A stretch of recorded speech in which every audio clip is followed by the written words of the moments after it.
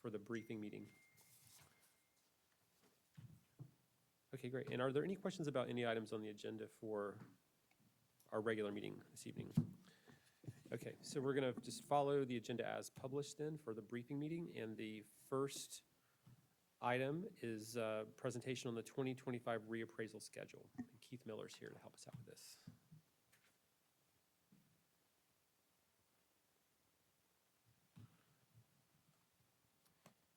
Thank you, Mr. Chairman, Commissioners.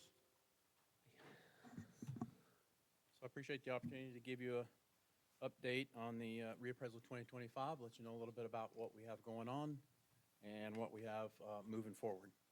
Do we have the PowerPoint, Omar?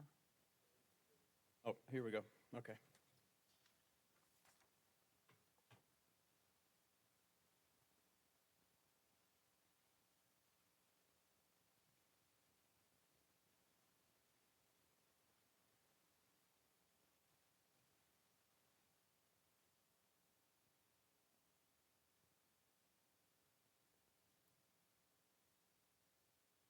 Thank you.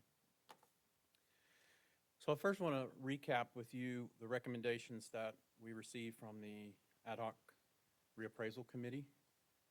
We're still working on those recommendations and we'll continue to work for moving forward on those. So just a reminder of what those were. Increase education and outreach, increase capacity in the assessment department, develop assessment policies to optimize tax revenue, enhance permitting compliance, and improve assessment data quality. First, I want to talk about outreach. We have worked with our CAPE team to put together a pretty robust outreach campaign moving forward. This here is "We Value Buncombe," our new slogan. And what you see here as far as the pictures, that we were at the Juneteenth Festival downtown, talking to our residents, giving residents some hands-on opportunity to look up their properties, see how that operates as far as the property owner's toolkit on our webpage. Beyond that, we have also been on the Carolina Spotlight on WLOS. The center photo is at one of our local markets. Again, the one on the right is at our Juneteenth Festival downtown, and then just an overall caption of the bottom Juneteenth Festival.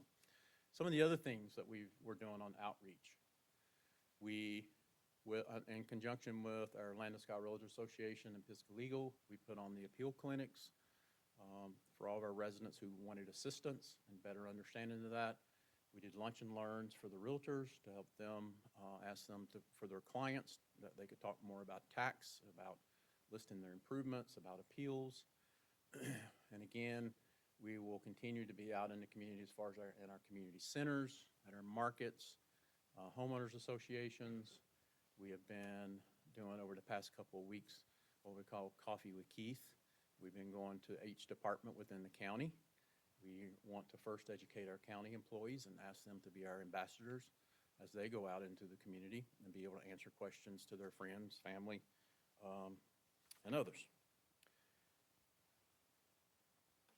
So we'll move on to also related to education and outreach, our new web redesign. This is a property owner toolkit that you see on the slide. And if you go to tax.buncombecounty.org, you'll get a landing page to where you can type in your name, address, parcel number. Any of those will work to pull up your property. Your property will pull up. You'll see a picture of it. You'll be able to review all the information related to it. Acreage, you'll be able to see a GIS map. And then you'll also be able to use some of our new tools. One would be Comper.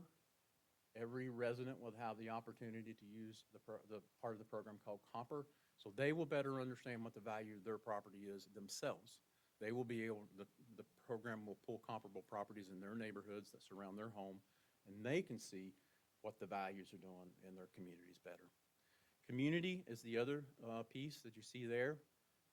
Residents will be able to focus on their neighborhoods, not just them. They'll be focused on their neighborhoods about what's going on in my neighborhood. What is the median sales price? What's the sales ratio? What is the increase from the last reappraisal? So just another effort of us trying to offer tools and be more transparent about what we have available. Along with that, we launched our new app for part of the property owner toolkit that property owners can download on their phones and have the same capability that they would have on the website. So you can go to that same landing page, type in your name, your address, your parcel number, and have the same capability on your phone to do what you would like to do related to your property as you would if you went to tax.buncombecounty.org. We saw this as a need for those people who do not have internet but maybe have a cell phone. That gives them the ability to get to the information, to be able to update it. They can file appeals, they can pay their bill. Most anything they can do on the website, they can do also from this app. The next recommendation was increased capacity in the assessment office. So additional staff, real property appraiser positions for FY24, we received 2 additional. Reclassifications of a part-time position to a full-time was 1. And we also entered a contract with Splice Valuation for consultant on some of the foundational changes that we will make for the 2025 reappraisal. Reorganization of the existing staff. We have a dedicated appraiser for sales analysts now, dedicated appraiser for luxury homes, data analyst team of 3, and a dedicated appraisal analyst.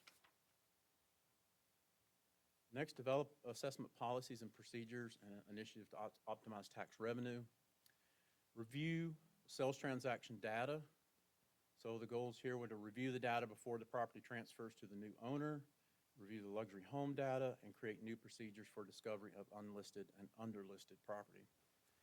Direct mailing of approximately 20,000 listing forms to properties that met the criteria of potential rental homes in compliance with the state statute. That effort was to reach out to those folks who have rental properties who are not aware that they should be listing the furnishings in which they provide to their tenants. Create a dedicated reappraisal analyst team, implemented procedure for real property listings, and created opportunities for owners to correct their property data. Future and in the process, we are in the process now of developing the new community neighborhood market areas in which you may have in the past heard us just refer to as neighborhoods. You go back. Part of the implementing the procedure for the real property listing and creating opportunities for owners, I wanted to point out to you, maybe you received one of these postcards. I hope if you're a property owner, you did. If you didn't, then I need to get you one. We mailed 80,000 of these to all the property owners in an effort to clean up the data, make sure the data is accurate, give property owners the opportunity to respond to us in the easiest way that they can to let us know if something is not incorrect. Those property owners had the ability to return this card or either go on our website and update the information there. So along with the data quality, we've also implemented a automated evaluation models, which is new for us for 2025. Analyze data and provide feedback. Daily reevaluation of approximately 90,000 parcels and provides predicted value for current date and future. This is a software program which takes all the sales data in our system and every night revalues all 90,000 parcels based on the information that comes in every day. So every sales transaction that we have come in the day before, the system takes it, we revalue every property in the system every night. This is a system which our appraisers can use for auditing and also be aware of what another system would value the property at in case that we might be missing something. Example of how it works. So this home that you see here was assessed in 21 for $426,000. The home sold in 21 for $470,000. The automated valuation model for 2023 says today the property should be valued at $612,000, and it predicts a value for 2025 that the property would be worth $656,000. Improve the assessment data quality. Here's the postcard that I mentioned. Again, we directly mailed approximately 80,000 of these to give the property owners the ability to correct that data. 8,000 responses as of August the 7th. As of this morning, a little greater than 10,000 responses to that postcard so far. Photography related to data quality. We will again, as we have done before, we will update our street level photography. The company Cyclomedia is who we contract with. Cyclomedia will drive these vehicles that you see here in the picture, 1,878 miles across the city, county, and other municipalities, gather in as they drive 360-degree photography. So our appraisers can see the house like you see there. We can see those from the street. The quality of the photography is good enough that we can do inspections of the sidings, the windows, the doors, the roof. We'll be able to see exactly the condition of a property.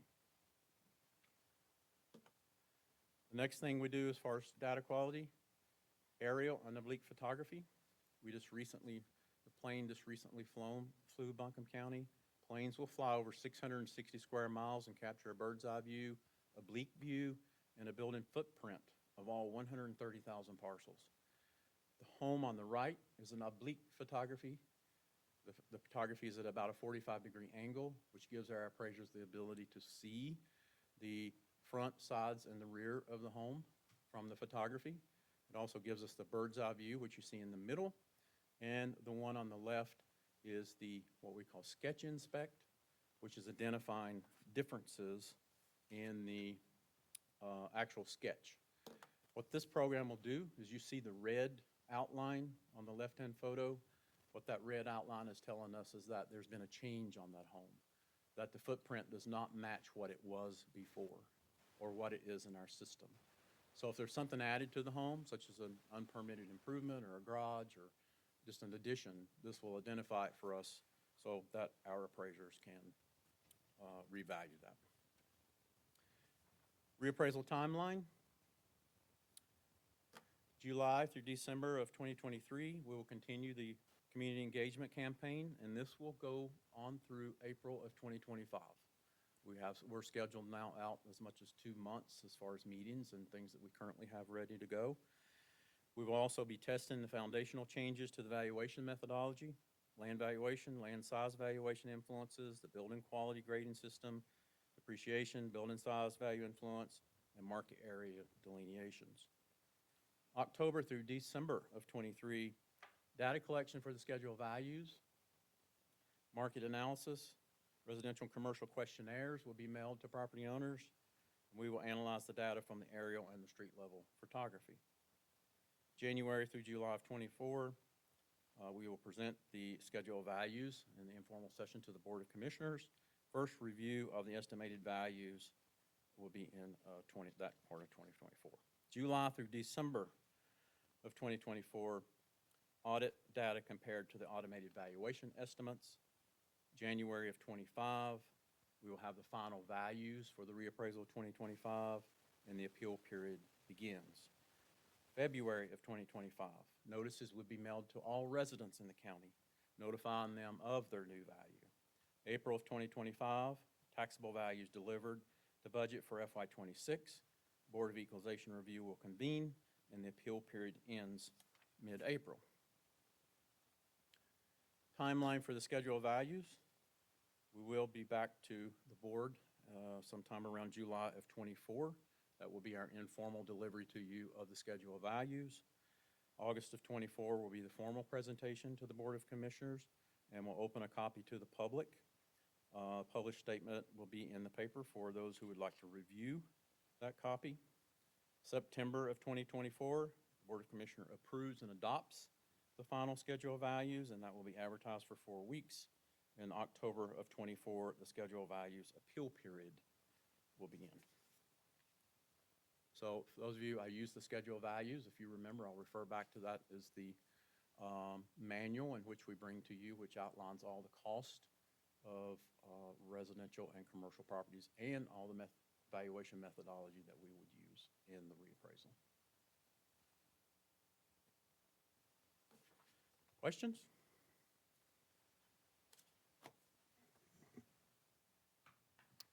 Yeah, I have a couple. First of all, thank you, Keith, for this great presentation and all the information. Can you talk a little bit more about, I'm not sure which slide it was on, but you said testing foundational changes to the valuation method. Can you just explain more about that, please? Yes. So we have identified those areas in the mass appraisal process that most people struggle with most.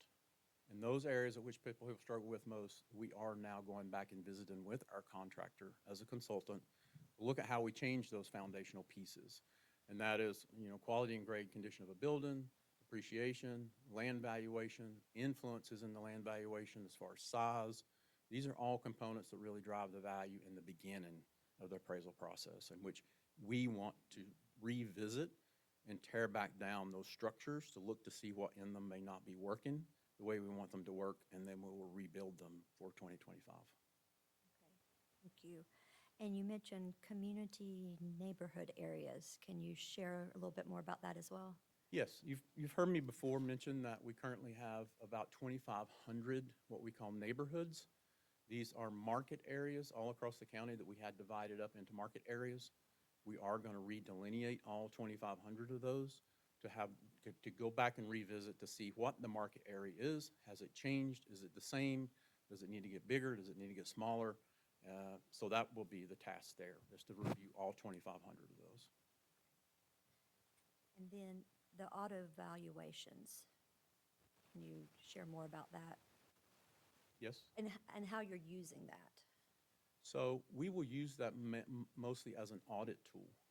So when this system calculates the value every night, our appraisers will be able to see what that automated valuation model value comes out to be. And if that, say for instance, if that came out to be $600,000, and we saw then the home came out to be valued at $400,000, that should be something that gets flagged for the appraisers to go back and say, why? Why is it different? What did we miss, or what did the valuation model miss? Why is there a difference in the two numbers? So it's an effort to improve the data quality and just the overall performance of the system. Okay, thank you. Sure. Keith, I want to thank you for what you all have done to make this a lot more transparent than it's been in the past. I can remember years ago working in banking, people would come in with questions about reevaluation, this and that, and it was a struggle for us to figure out what was going on, let alone the average person. But what you're doing now is really paying off. And I was helping one of my relatives and stumble on the changes that's been made on the internet. She thought I was a rock star, I think, because of what I, did. But keep up the good work, because this is what we need to make it as transparent as it can. And I'm hearing some good things from people about the process that you did and what you've been doing as far as your community engagement. So keep it up. Good. Yeah. Thank you. I'll also echo that thanks and just ask, I think I know the answer to this one, but for looking out to January 2025 when the appeal period begins, I assume you're going to continue to have those open houses or seminars to educate people on how to navigate that process for folks who Yes. haven't gone through that Yes. before. And we're actually starting those conversations now about continuing that for this upcoming January of '24. So that will also open that window of opportunity to appeal. And for anybody that needs support through that, we want also to have our partners in this to be available to help them through that. So yes, we will do that again in '24, we hope, and for sure do it in '25. So those people that want to appeal do have a mechanism to reach out and get support through that system. Okay? Thank you. You're welcome. So Keith, thanks for the presentation. I guess just a high-level question. So, we're all aware of some of the critiques that we've had of the reval system in terms of the concerns around the perceived undervaluation of higher-end property and overvaluation of more modest properties. So just kind of thinking about, and I know there's obviously been a lot of work and thought put into that over the last couple of years. So as we're looking ahead towards this next reval process, just at a high level, how are you kind of feeling about the system we have in place and going through this process in the context of those concerns that have been raised and thinking about, do you feel pretty confident we're going to go through this process, and when we get through it all and can kind of reflect back on it, that we're going to really have made a lot of progress in terms of addressing that issue and also just the perceptions around that issue? So I just appreciate any high-level thoughts around that. I do feel better. And we listens to the concerns, of course. Every time we hear a concern, internally, we analyze it amongst ourselves about why it's a concern and what went wrong maybe and what could be done better. Mass appraisal is not a perfect system. Mass appraisal is there in order to accomplish such a large job. But does mass appraisal and will mass appraisal always have inherent issues? Yes. But we have now, I think, identified what many of those inherent issues are within our community. And now how do we break those down and deal with them? And we're working on those every day. And part of our consultant coming in is also working through those as an outside third party to help us identify what those are. I do feel more confident that you are going to find in January of 2025 that these concerns will be handled and they're going to go away. Now, does that mean that we won't have critics that will find something different? I don't know, okay? But let's hope not, but we are addressing the issues. And I do believe with time, with staff, with the different staffing that we have, different tools we have, is going to make a tremendous difference in what you see the final product to be. Okay. That's what we all were hoping you would say. So the other question I would have, related, but a little bit more specific, you know, one of the pieces, you talked about a bit about the appeals process. So there has been concern raised about that process in the past that, you know, that I mean, anybody can participate in the process, but we do, I think we have data showing that more, you know, more affluent property owners tend to be more likely to participate in that process in the past than people who, you know, own more modest properties. But not only are they more likely to participate in it, they're more likely to be successful. Right. Even though there is some pretty good data showing that, and we're just making generalizations here, not any particular property, but in general, there was actually probably some stronger arguments that there were more misses on the lower end properties than the higher end. So just talk a little bit more about that. You've shared some information about kind of what you're doing to get the word out so people can participate and, you know, lowering barriers to that participation, and that sounds great. And so for folks who actually do participate, do you feel confident going into this that, again, when we're all done with this, we won't look back and say, you know, the more modest property owners did not fare as well in this process as other property owners? And, you know, so what are we, you know, even if the data kind of backs up the fact that, you know, generally speaking, there's just as good arguments or maybe better on that side of the spectrum. So, yeah, so I do have a couple things there. And some of the also will go back to one of the things that Commissioner Whiteside said, is that the residents of this county have also got to understand is that this needs to be a partnership, okay? I can't do this alone. I cannot, the only thing I can do is reach out, give the education, help people better understand how to go through the process. But we do need to continue to bring down those barriers, to have those folks who are not comfortable with the process come and appeal. Now, how we do that, through this process that we did this year, we think that we did make steps forward and we did make progress to giving people someone else to speak to, okay? When you can come into the room, into a clinic, and you have a realtor sitting there who can talk through the process with you, show you comparable properties, they're not a tax employee, there's somebody there who just volunteering that wants to help you. We need to get that word out more and more to tear that barrier down. I've said in many of our community meetings lately is that people often feel the appeal process is a controversial process. It's not. I can tell you that I and the staff that work at the tax department is there to work through these problems with you. Now, why would someone of a lower value or moderately valued home be less successful than someone in a higher value home? Typically what I think we see is that education. They don't know how to, they don't know what to bring with them. They don't know how to provide comparable properties. They don't really understand how the system works. So those are the barriers that we will tear down, and we will put out the information, and we will continue to reach out to these communities to help them be comfortable with it, help them understand why they should do it, and what the outcomes can be. But I also am asking that these communities have to step up and be willing to come to the table with us, is that we can all work together and tear down the barriers together, and they will be better off come to January 2025. Okay. Any other questions for now? Okay, Keith, thanks for the updates. Appreciate it. All right. The next item on the agenda is the Vibrant Economy updates with the Department of Commerce economy presentation. And we've got several folks with us here to help out on this item, I think.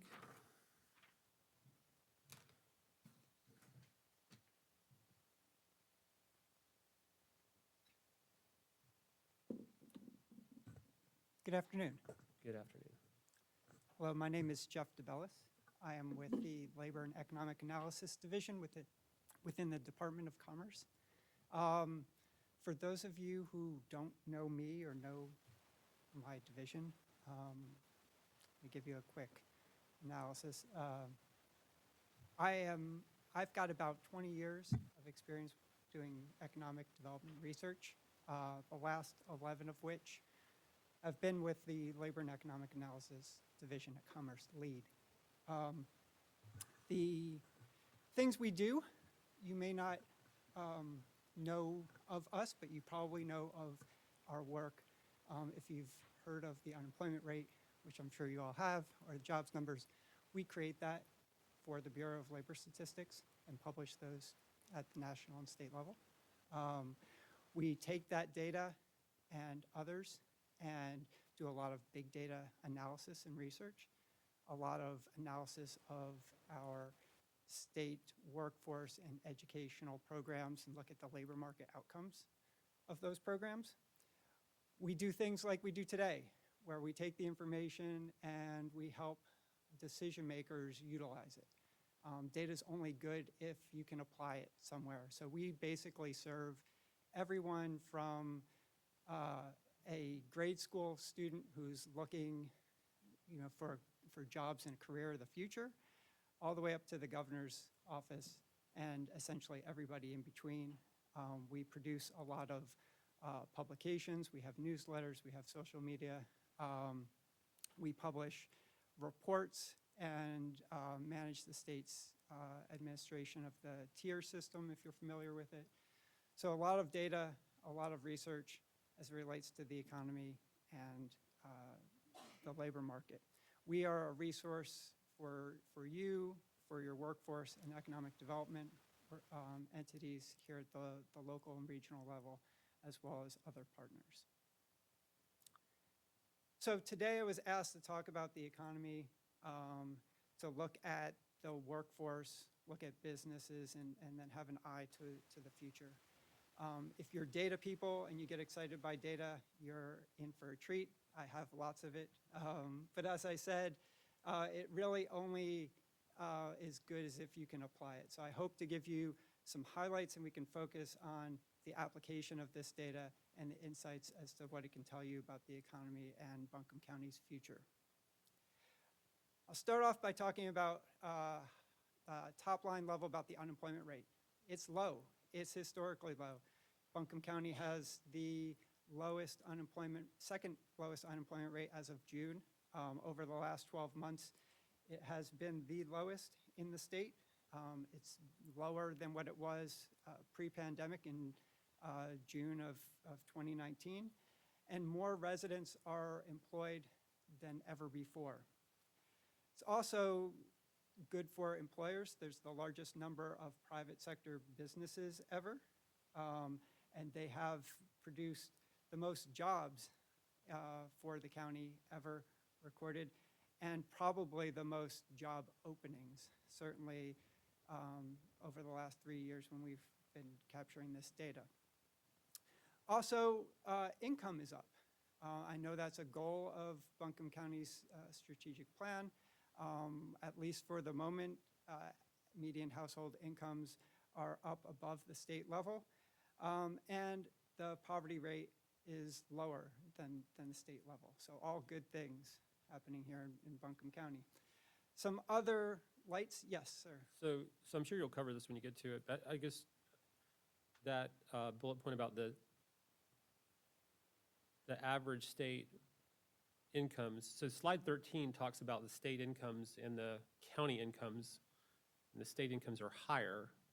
So I'm sure you're going to explain why both these things are true in a minute, but I was just, I wanted to but maybe you could just speak to it for a minute here. Sure. So when we talk about income and wages, which I'll go over, Okay.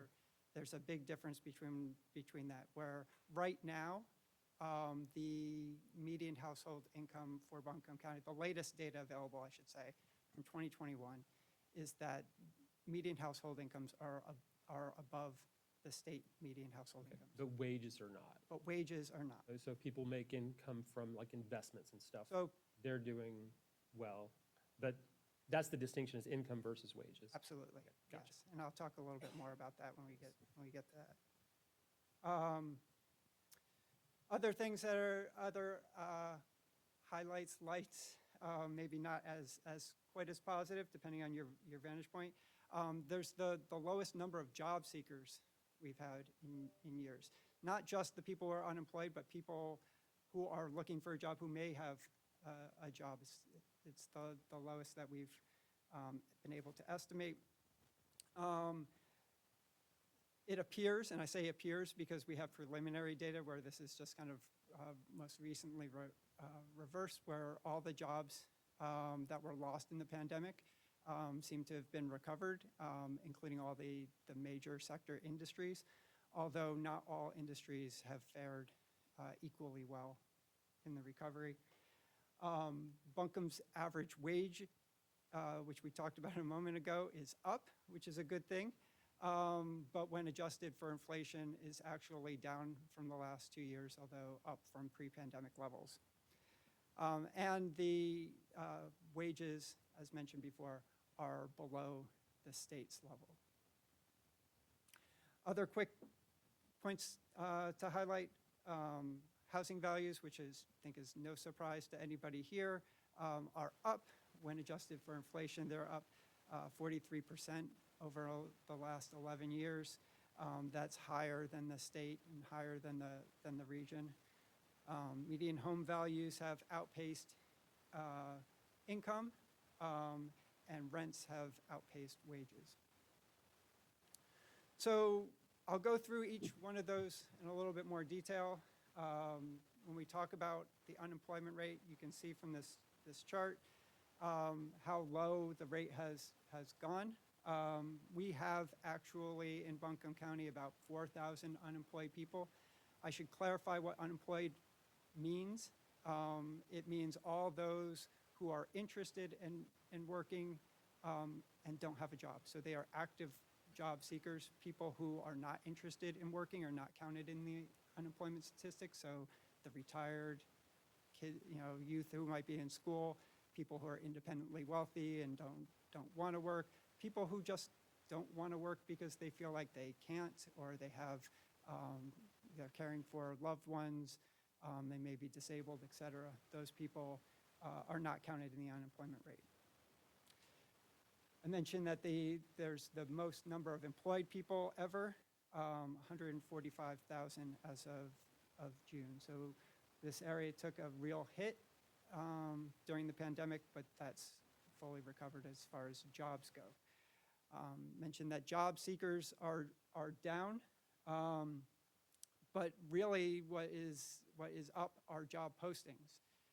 And this has created a really tight labor market. What it means for a tight labor market, it means it's a great time if you're a job seeker. There are roughly 1.5 job openings for every job seeker. It is not so great of a time if you're an employer trying to look for work. So that has resulted in rises in wages and income. Income includes everything from wage income to income that you get from passive investments, from income you receive from some of the government support that was provided during the pandemic. And for that reason, you've seen a real shoot upward, both from the wage standpoint and from benefit standpoint, from 2019 to 2020. When adjusted for inflation, that number dipped. If we take inflation into account, you can see that it wasn't quite as large of a jump. It's increased 20% since 2010. And that's still higher than the state rate. Looking here, you can see there's been a fall from 2020 to 2021 as it relates to median household income. And it's now kind of closer aligned to the state rate. Not certain about the reasons for that at the moment, but one can suspect that some of the pandemic relief may have had a play in that. There was particular pandemic relief for those in targeted wage groups and industries that Buncombe County has more of. So we'll see what happens as far as that in 2022. Poverty is down. It's nearly down to levels seen in the late 2010s. It is now lower than the state and also lower than the nation at 11.7%. Wages, especially when adjusted for inflation, have grown since 2010, but they've dipped a little bit over the last year. And that's really just because of inflation. Wages in nominal terms have continued to go up, but inflation has really cut into people's pocketbooks and their wages. It's still much lower than the state's average weekly wage. Wages are higher when we talk about income. There are a couple reasons for that. One, we're talking about medians versus averages. And two, when we talk about households, we can have multiple earners in a household, and we can have different means of income. So these are not real comparable statistics, but wages are a part of income. For both of these, you can see where the state falls.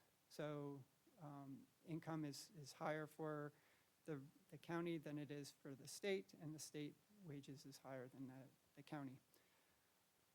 Both of those and the growth rates for both income and wages pale in comparison to what we've seen for median home values and median rent. So let's talk a little bit more about wages and where they come from. Here's a distribution of average wages by industry that goes from accommodation and food services at over $500 a week to $1,800 a week for the finance industry. Buncombe's average is just over $1,000, where the state's is at $1,215. Looking at state versus county wages, you can see areas in which the county does better than the state and where the state does better than the county. For industries that I can highlight where the county is doing better than the state are ones where the county tends to specialize, mostly in hospitality, accommodation, food services, arts and entertainment, as well as healthcare and public administration. The 4 or 5 lowest paying county of the lowest paying industries have actually grown twice as fast as the states, while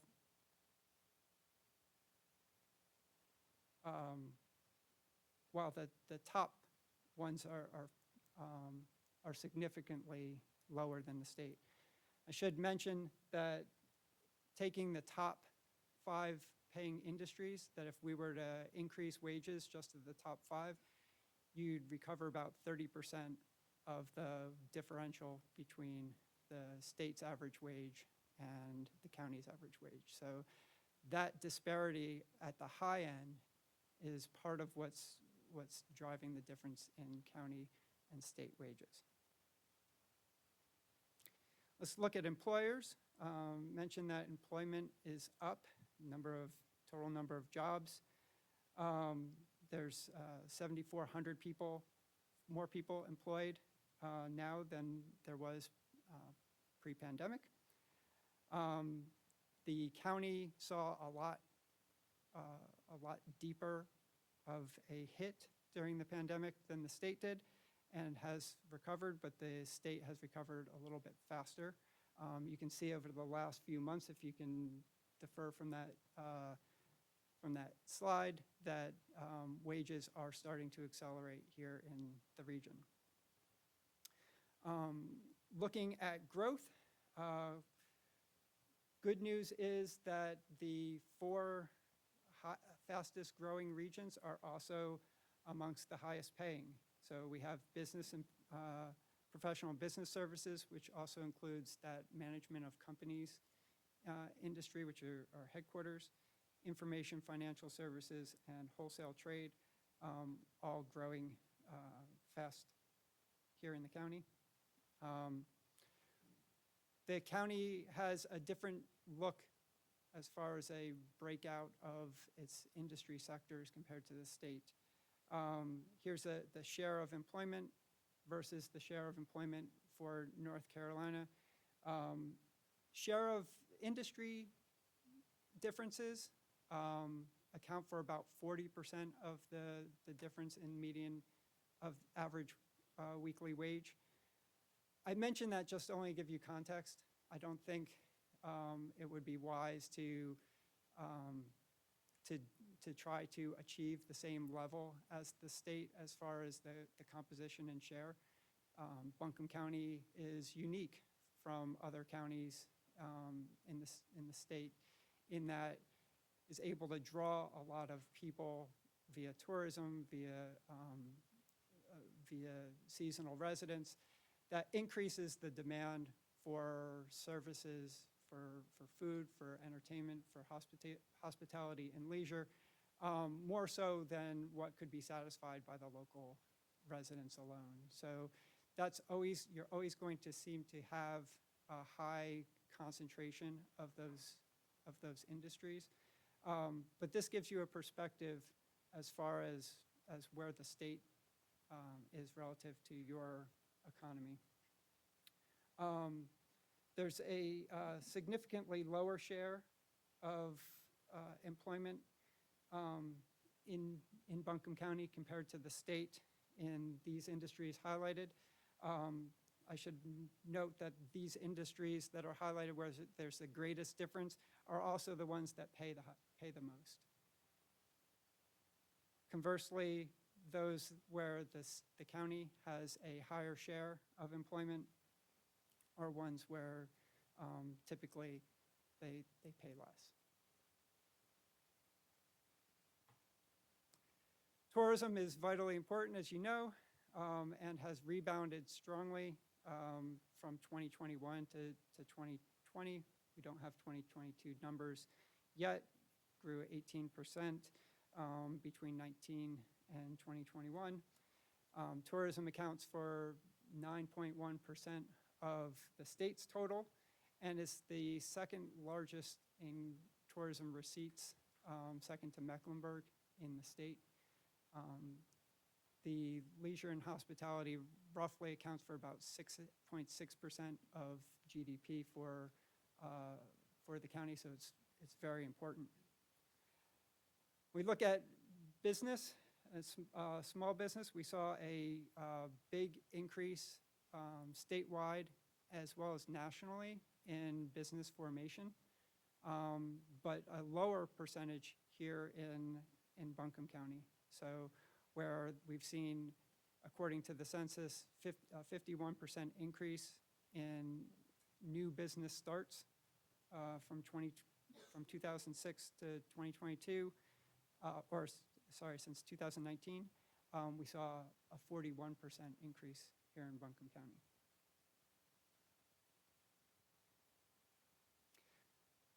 Looking forward, the future is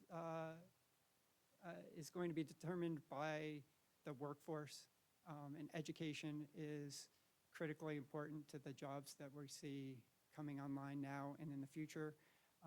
Our Department of Commerce and LEAD does 10-year projections of employment by industry and occupation every 2 years. And our latest run shows that the jobs that require post-secondary education are growing much faster than those that don't.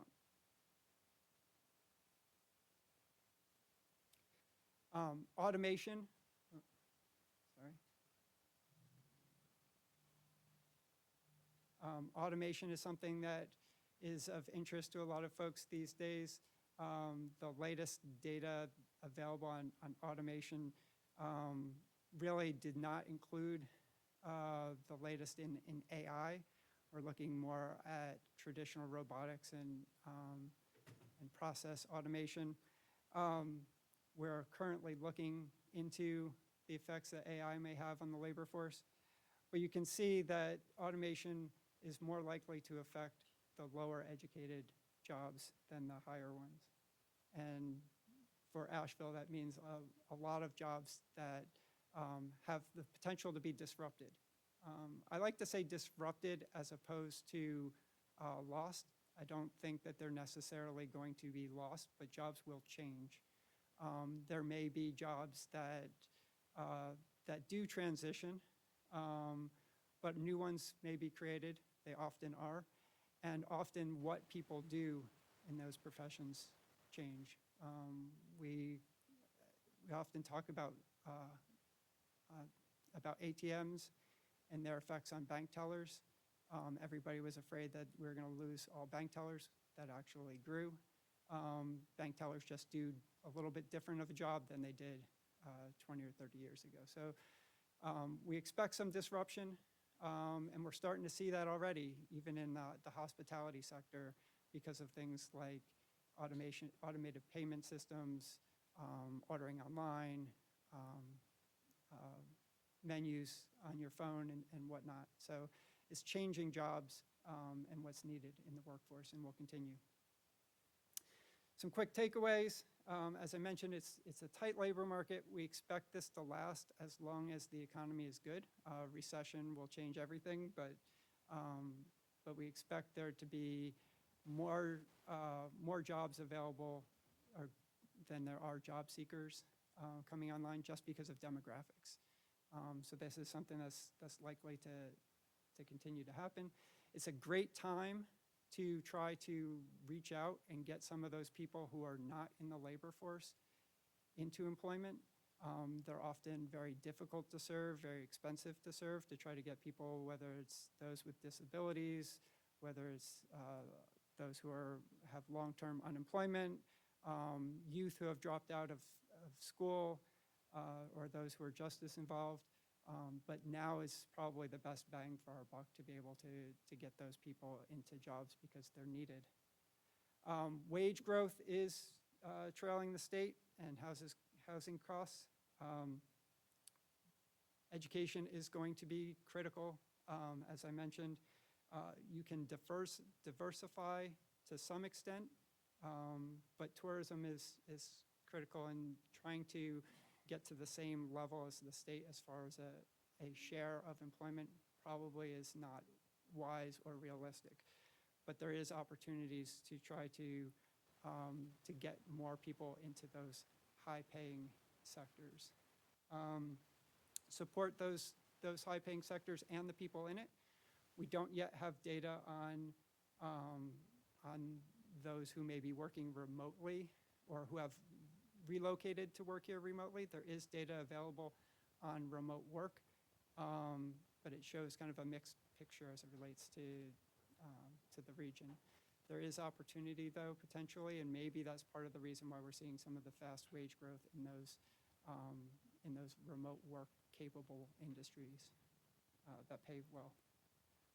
Lastly, small business, there's opportunity here to try to grow and nurture that community, especially if we've seen lower startups here than across the state.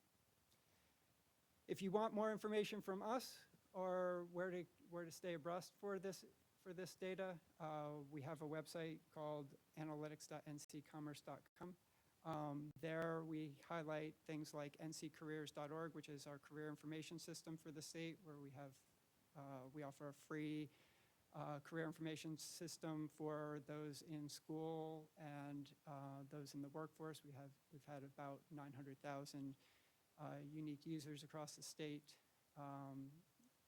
take assessments, learn about the jobs that are available and what it takes to get them. And it's available for you in the county at the local level as well. We have area profiles at the county level where you can look at economic conditions in your county as updated monthly. And then we have 2 newsletters that you can follow on economic and labor market statistics. We also have a LMI Tuesday mini webinar that you can follow every other Tuesday on the 1st and 3rd of the month. So with that, I'll conclude and I'll take any questions you may have. Yes. Thank you so much. This is really great content, a lot to digest. On that last takeaway, in terms of ways to kind of stimulate or nurture startups and that kind of entrepreneurial environment, do you have any kind of concrete examples that come to mind where you've seen other communities able to kind of reverse that trend and cultivate more of that startup?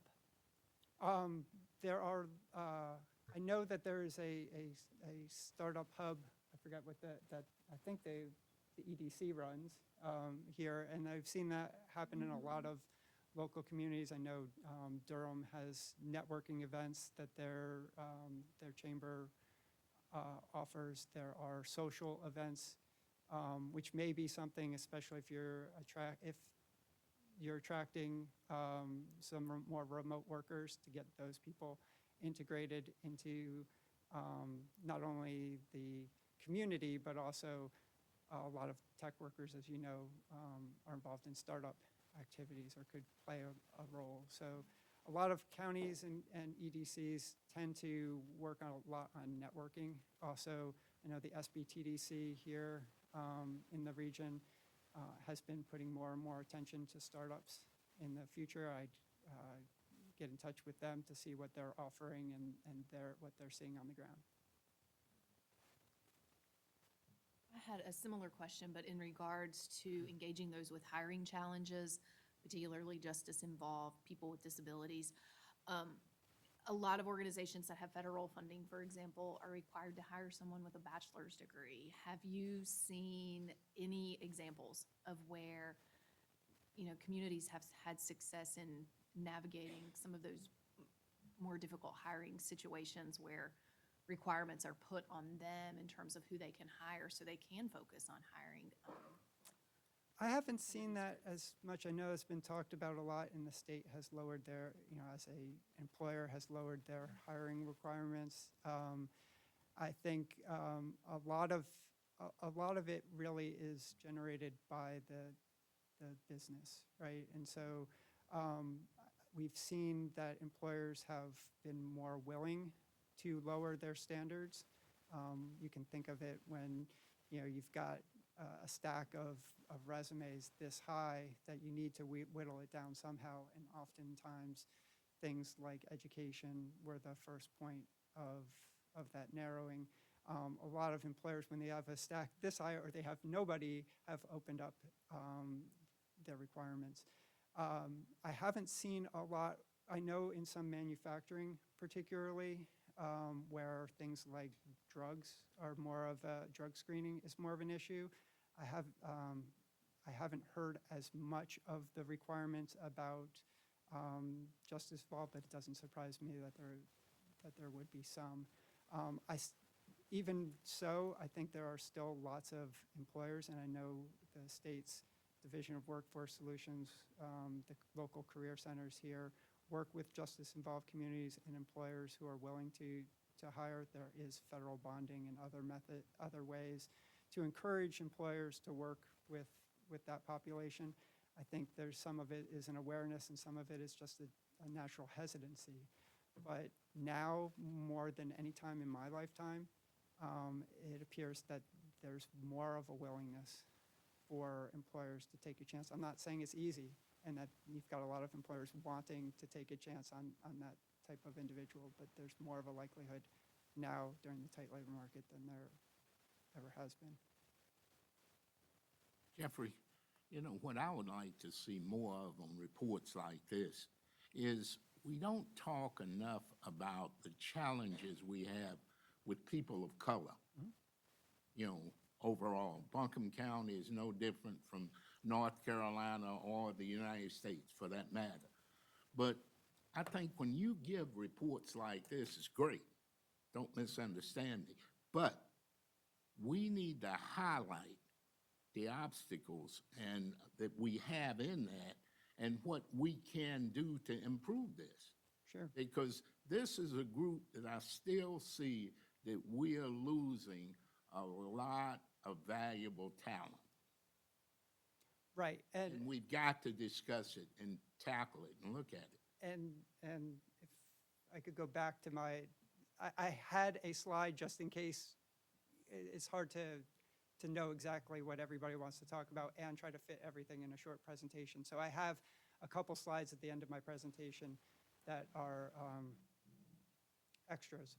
And so here's number one extra, I should say, which is not to say that it's not important. Yeah, it shouldn't be extra, it should be no. included. You're right.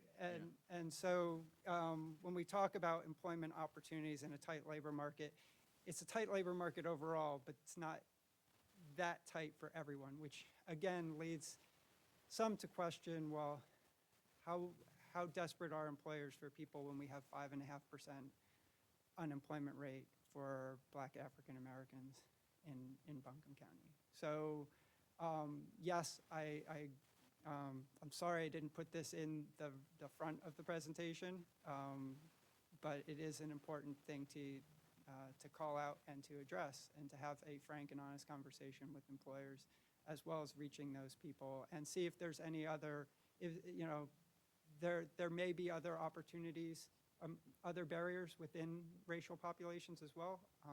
We need to make sure that when we talk about opportunity youth, people who have dropped out of high school, you know, how much overlap do we have with race in Buncombe County? So yes, it's an issue.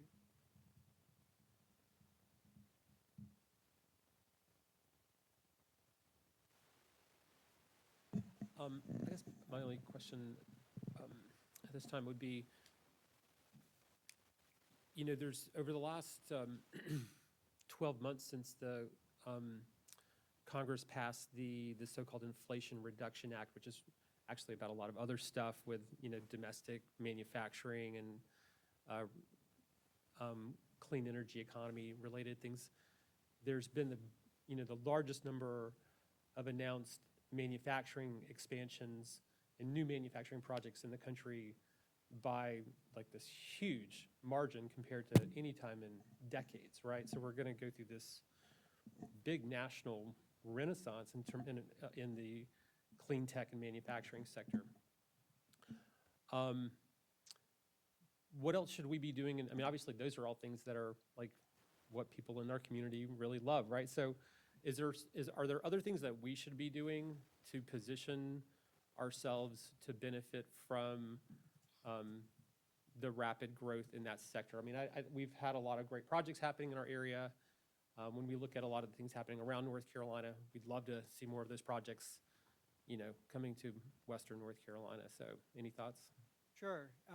Yeah, we're seeing high growth in occupations such as solar photovoltaic installers, solar panel installers in the state and in the region, working with community college on that. But really, the new green economy is going to require a lot more electricians than we currently have. Everybody's kind of struggling with that in the state and nationally. So I would, you know, certainly work with your local community college, make sure that not only are programs in place, but also that the community at large is aware of these opportunities and what it takes to get into them. And that's what we're trying to do with that NC Careers that I mentioned. You know, how can we prepare the students and the job seekers for future employment if we don't tell them what that future employment is and what it takes to get there, so. Any other questions? All right, Jeff, thanks so much. Okay, Appreciate you. Thank you.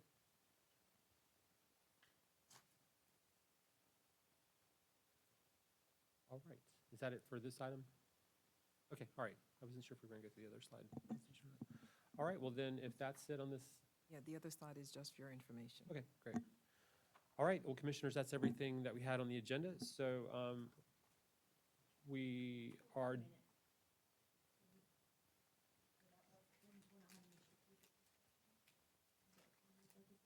Here comes Raphael. We were including that for your information, but we can discuss it if that's, okay, so we're not doing that other PowerPoint presentation in the meeting. Okay, great. All right, well then we're adjourned for this meeting. We'll reconvene. I believe you had a closed session. Yeah, so we'll reconvene at 5 o'clock, but we do have a need for a closed session. Mr. Free, would you tell us what the purpose is? Yes, sir, Mr. Chairman, Commissioners, we request to go into closed session for two purposes. One, General Statute 143-318-11A6, that's for personnel matters considering qualifications, competence, performance of a county employee. And second, for GS 143-318-11A3, to consult with attorneys regarding a matter involving attorney-client privilege. We just expect direction from the board with no action to be taken in open session. All right. Right. All right, is there a motion to go into closed session? Second. All in favor, say aye. Aye. Any opposed? All right, we're in closed session.